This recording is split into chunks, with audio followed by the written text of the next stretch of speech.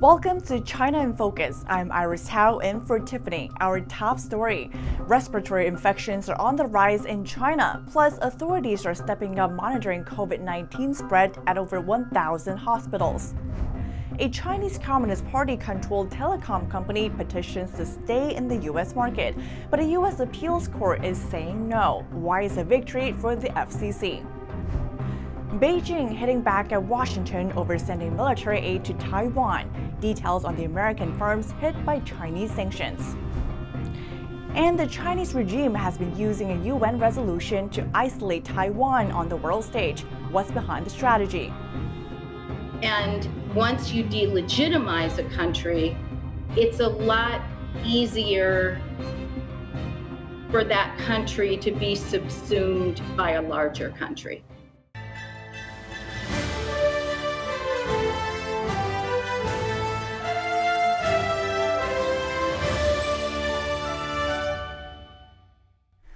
Acute respiratory diseases are on the rise in China. One that's gaining momentum: human metapneumovirus, or HMPV. Chinese authorities are also stepping up monitoring of COVID-19 and flu infections. Chinese CDC data shows more people are testing positive for HMPV infections, especially those under 14 years old. Authorities did not list total infection numbers on the website.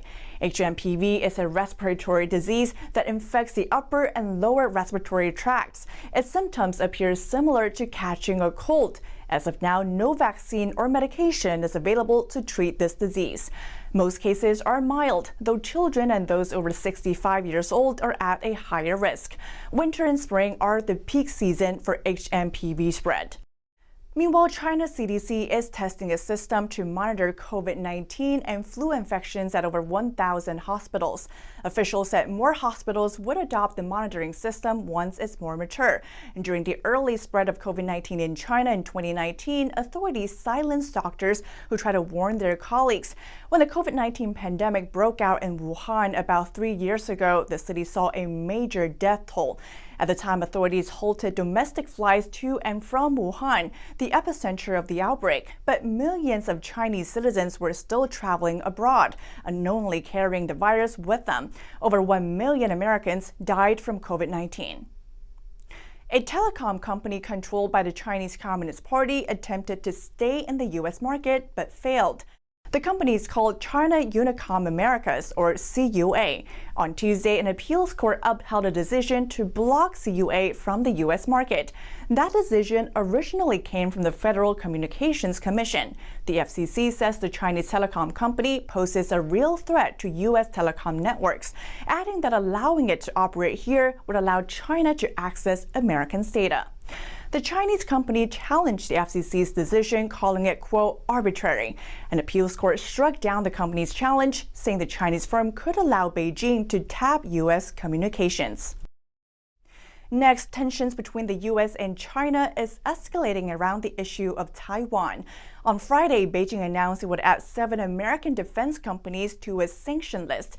It follows the U.S. decision to send another round of defense support to Taiwan. Let's dive in. The sanctions are a response to the approval of the United States annual defense bill, which includes several clauses supporting Taiwan's security. Beijing labeled the content as negative on China. On top of that, President Biden last week approved sending over $570 million in aid to the island to enhance its defense capability. The Defense Department also authorized an arms sale worth nearly $300 million to the Taiwanese military. The U.S. is bound by law to provide Taiwan with weapons to defend itself. Communist China sees Taiwan as part of its territory despite never having ruled it. Besides sanctions, China's military flexed its muscles on Friday, announcing its latest naval warship. What's more, social media footage captured 2 previously unseen aircraft in China recently. There appear to be new warplane designs. Beijing has not commented on the matter. Speaking of the CCP's suppression of Taiwan, the communist regime is weaponizing a UN resolution to isolate the island. What could the consequences look like for America and its allies? We spoke with Carla Jones, Senior Director with the American Legislative Exchange Council, about what Washington can do to counter Beijing's influence. Carla Jones, thanks so much for coming on. Oh, thank you so much for having me. So first, tell us more about how the Chinese Communist Party has been weaponizing this particular UN resolution to isolate Taiwan, and what consequences does it have not only on Taiwan itself, but also on other countries, including the U.S.? Okay, well, first of all, I think it's important to describe what UN General Assembly Resolution 2758 is. It was adopted in October of 1971, and it basically transferred representation in the UN from Chiang Kai-shek's government to the People's Republic of China government. And that's all it did. It did not talk about the One China principle. It did not talk about cross-strait relations. It did not talk about Taiwan as a sovereign country. It simply transferred that. And the ramifications, the real world ramifications, are that it has kept Taiwan out of UN organizations like the International Civil Aviation Organization, the WHO, Interpol, where Taiwan could make a meaningful contribution. So those are the real world immediate consequences. But the other thing that they've done in terms of making the UNGA 2758, equating it with the One China principle, is it's part of a greater strategy to delegitimize Taiwan as a sovereign entity. As a sovereign, let's just call it what it is. Taiwan is a country. And so they've used it to basically coerce other countries and lure other countries from switching diplomatic recognition from Taipei to Beijing. It figures into how the IOC has dealt with Taiwan, most recently at the Paris Olympics, where Taiwanese gold medalists weren't allowed to hear their own national anthem. And it's just part of a greater strategy to delegitimize Taiwan as a government. And once you delegitimize a country, it's a lot easier for that country to be subsumed by a larger country.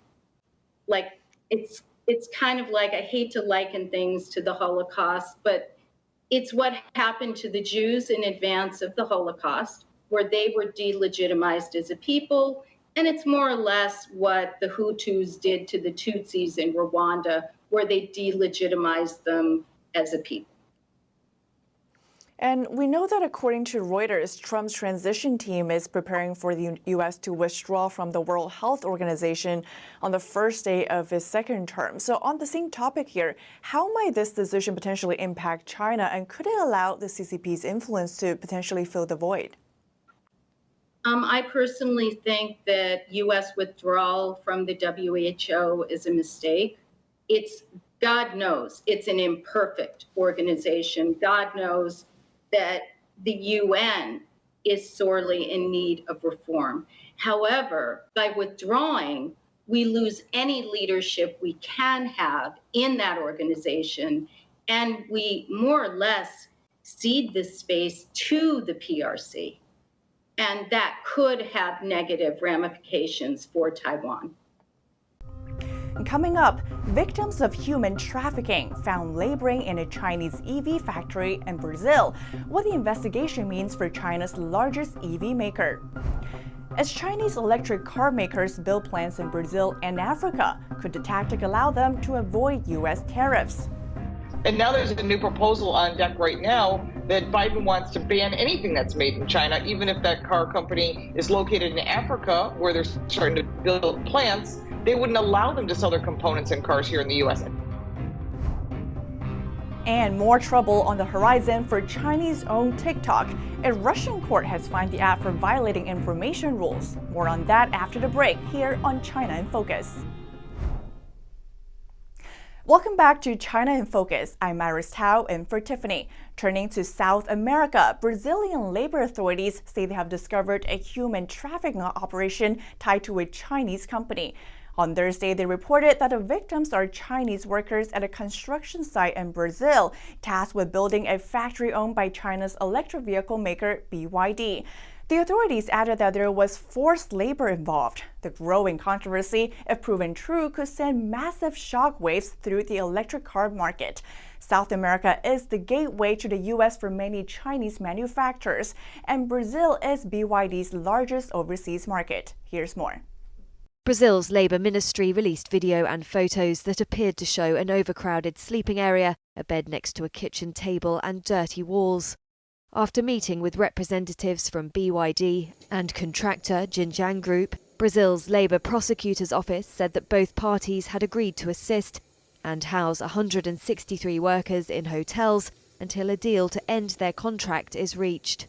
On Friday, China's Foreign Ministry said it has maintained communication with the Brazilian side to verify the situation and says it protects workers' rights and requires Chinese companies to operate in compliance with the law.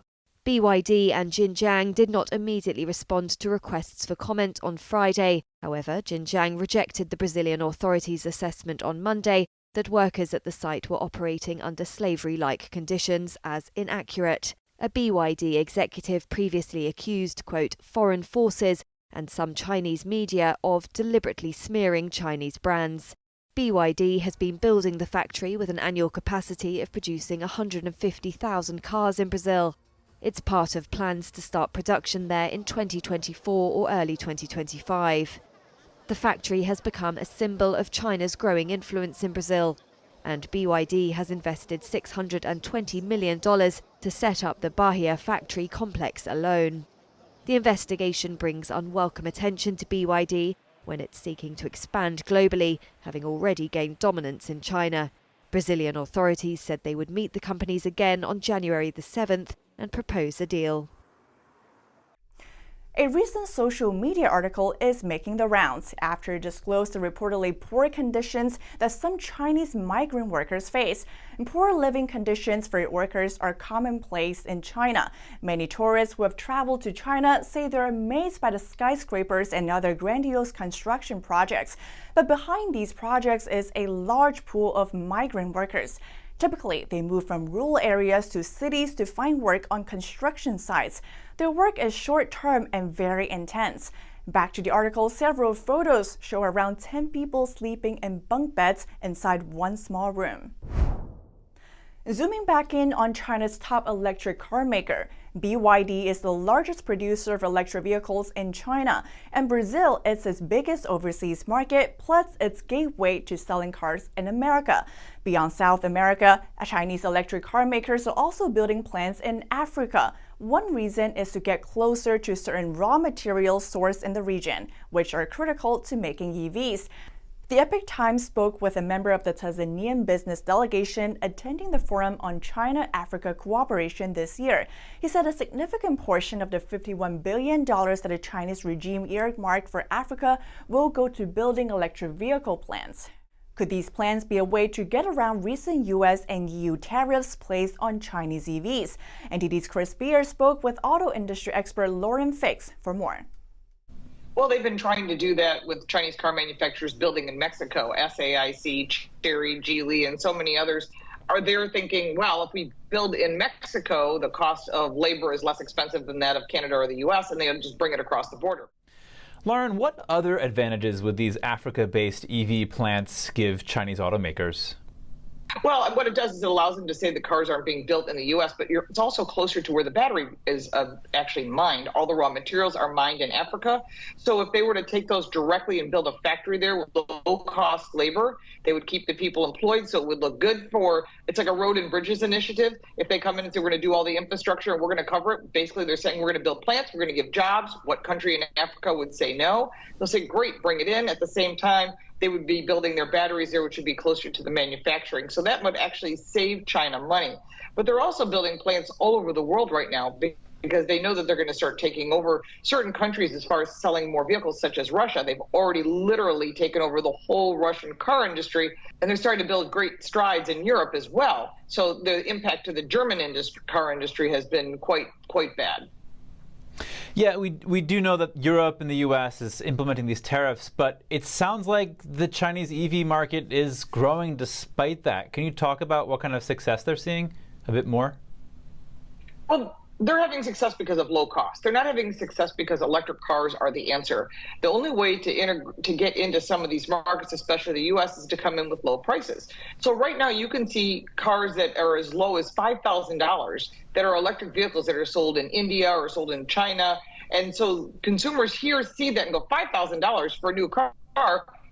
That's fantastic. And so what if it only lasts a few years? I'll get another one. And so they know that if they break into our market, that would mean they could potentially take over the whole auto industry. It would destroy the U.S. car manufacturers. Mostly Ford and GM would take a huge impact. And any car brand, which is pretty much all the Japanese and some of the German who build here in the U.S., it would hurt their sales as well. Now, China's economy isn't exactly doing great right now. You know, they have this real estate issue and a slew of other issues. How long can they sustain this? They're subsidizing the EV market, but is this really a viable strategy for them?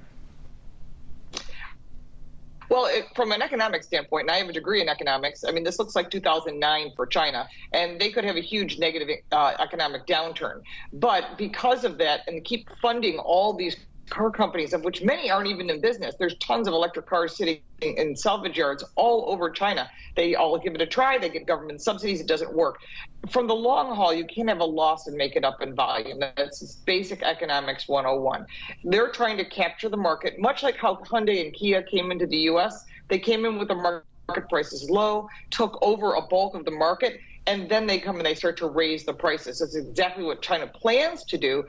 But getting in some of these markets has been quite challenging because certain brands and they have squashed and pushed them out, as well as certain governments. And now there's a new proposal on deck right now that Biden wants to ban anything that's made in China, even if that car company is located in Africa where they're starting to build plants. They wouldn't allow them to sell their components in cars here in the U.S. And that's huge. And there's more on that coming. But it's really important to realize that we have to protect our industry, our jobs, and our economy. All right, Lauren Fix, thank you so much for your insight on this. Thank you. The U.S. is condemning new actions by Hong Kong, appearing to target pro-democracy activists. The financial hub issued arrest warrants and bounties for 6 activists. Some of them are residents of the U.S. The State Department called it an attempt to silence dissent. The Hong Kong government accused the activists of crimes including subversion and collusion with foreign forces. The U.S. emphasized that Hong Kong's actions violated international norms and basic freedoms. Hong Kong's national security law, imposed in 2020, has faced global criticism for eroding democracy and freedoms. The U.S. urged Hong Kong to stop using the law to stifle opposition. A Russian court is fining TikTok 3 million rubles, the equivalent of almost $30,000 US. The Russian court accused the Chinese-owned video app of violating information rules. TikTok blocked Russian state news agencies RT and Sputnik in September. Earlier this month, the European Union was investigating whether TikTok was used to disrupt the election in Romania. TikTok is also involved in a number of U.S. controversies, including the possibility of China accessing the data collected on the app's users and harmful content impacting young users. A think tank says Britain should cut its reliance on Beijing for critical minerals. It says China's dominance in this area leaves the UK vulnerable. Critical minerals are used to make some of today's most essential devices, from iPhones and computers to weapons and military aircraft. The think tank recommends diversifying supply chains from China to avoid future trade tensions. NDD's international correspondent Malcolm Hudson has more for us. A new report says the UK must become less dependent on China for critical minerals. These are minerals essential for tech ranging from mobile phones to wind turbines to military equipment. But the report by think tank Labour Together highlights that China's dominance in this supply chain has created a vulnerability.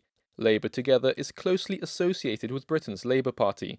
Their report says Beijing is relatively unlikely to leverage its dominance over Britain in the near future.